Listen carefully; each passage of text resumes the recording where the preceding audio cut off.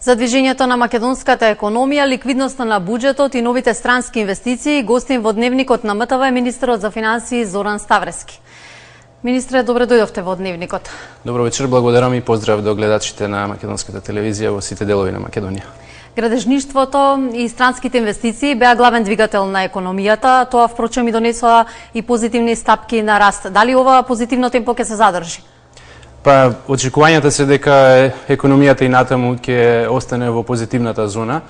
Македонската економија веќе има знаци на закрепнување, индустријското производство расте, градежништвото оди добро, традиционално во текот на овие години.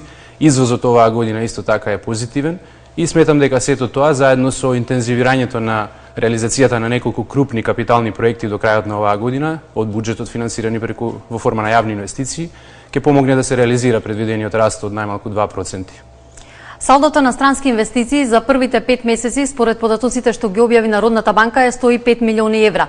Има ли најава за влез на некоја странска компанија со која што преговара владата? Ние остануваме фокусирани на инвестициите и домашни и странски. За среќа, како се смируваат состојбите во европската економија, се повеќе инвеститори ги препознаваат добрите карактеристики на македонската економија, добрата бизнис клима што ја создадовме во изминатиот период и се решаваат да инвестираат. Во финална фаза сме на разговори, да речем пред потпишување на договор со неколку компании, очекувам до крајот на годинава, најмалку 5-6 компании веќе да потпишат договор за инвестирање во Македонија. Има 2 турски компании во делот на медицинската технологија, кои што ќе инвестираат во зоната во Бунарџик, но уште позначено за сите граѓани во регионите во Македонија, во помалите места, е што ќе има инвестиции и ширум Македонија. Очекуваме една инвестиција на американска компанија во источниот дел на Македонија, во делот на Кочани. Исто така ќе имаме инвестиција и во делот на Охрид Струга од страна на една регионална компанија, во регионот на Тетово ќе има инвестиции, можеби во околината на Кичево.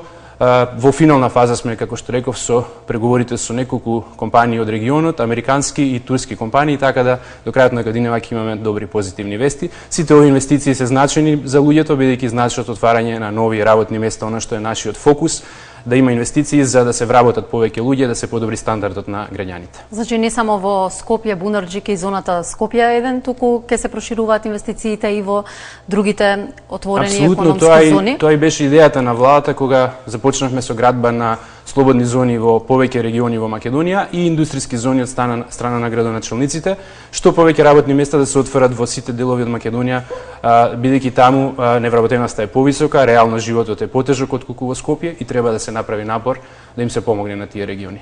Во каква кондиција е буџетската каса? Дали се прават можеби планови за корекции за ребаланс на буџетот? Па видете, општо би одговорил прво дека Македонија релативно подобро од другите земји се справува со предизвиците, бидејќи ги имаме и ние како и другите земји. Например, Бугарија има се уште стотици милиони евра невратени кон стопанството. Македонија тој проблем го реши, се раздолживме кон стопанството и сега сме редовни во плаќањата.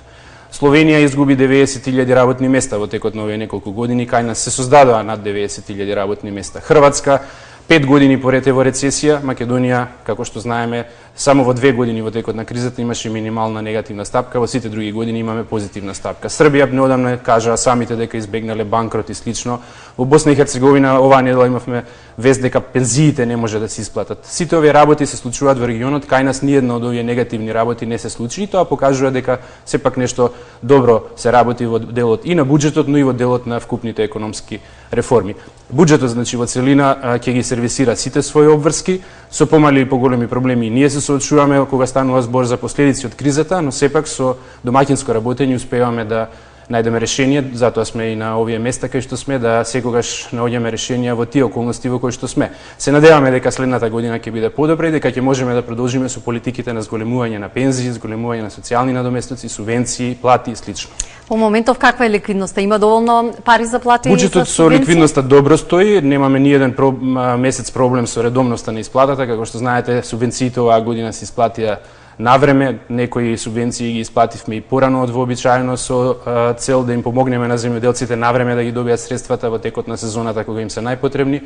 Пензиите првата недела во месецот пензионерите ги добиваат, тие добро го знаат тоа. И сите други плаќања, посебно кон стопанството, би сакал да издвојам дека сме редовни во плаќањата и основ на поврат на ДДВ и по основ на плаќање на фактурите со фирмите со кои што работиме. Тие фирми пак имаат свој подизведувач, имаат помали фирми со кои што работат и така тој ланец на ликвидност, на пари што се пуштаат од буџетот се пренесува во стопанството и во економијата и тоа помага да се ублажат ефектите од европската криза. Да, се раздолживте со бизнисот, но сепак на стопанството не му оди сјајно со оглед на последиците од глобалната криза.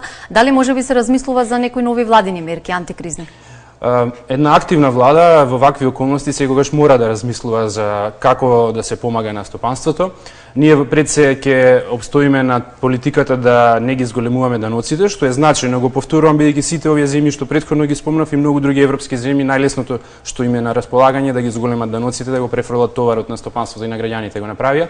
Значи, кај нас ќе останат ниски даноците, редовно ќе се вршат плаќањата, но ќе има и дополнителни мерки, онака како што дозволуваат условите во буџетот или како што има можност одредена работа да се реализира. За следниот период по-конкретно размислуваме за мерки што ќе помогнат и во делот на ликвидноста и во делот на финансиската дисциплина, посебно во дисциплината меѓу наплаќањата на обврските и од буџетот кон стопанството, но и меѓу стопанството со цел да се заштитат подобро оние фирми што се кредитори, односно фирмите кои што должат поредовно да им ги плаќаат обврските на фирмите кои што побаруваат. Кога сме кај кредитната активност, неодамна ги повикавте банките да го одврзат кесето и засилено да кредитираат, но тоа се чини во пракса тешко оди. На што се должи оваа конзервативна политика на банкарскиот сектор? Банките во Македонија имаат доволно ликвидни средства за да кредитираат. Можам да кажам дека растот на кредитите во Македонија е нешто подобар од оној во регионот, но исто така можам да кажам дека е недоволен, односно би сакале за да има поголем пораст на економската активност, потребно се и повеќе кредити во стопанството. За сега главно кредитите што ги обезбеди владата преку Европската инвестициска банка за малите и средни предпријатија се тие што се одобруваат на фирмите. Веројатно дел имаше објаснување во условите општи во Европа, каде што тие не беа такви за да може да се продолжи со кредитната активност на начин како порано, но сепак банките треба да направат напор да најдат добри клиенти, не само да чекаат да им дојдат добри клиенти.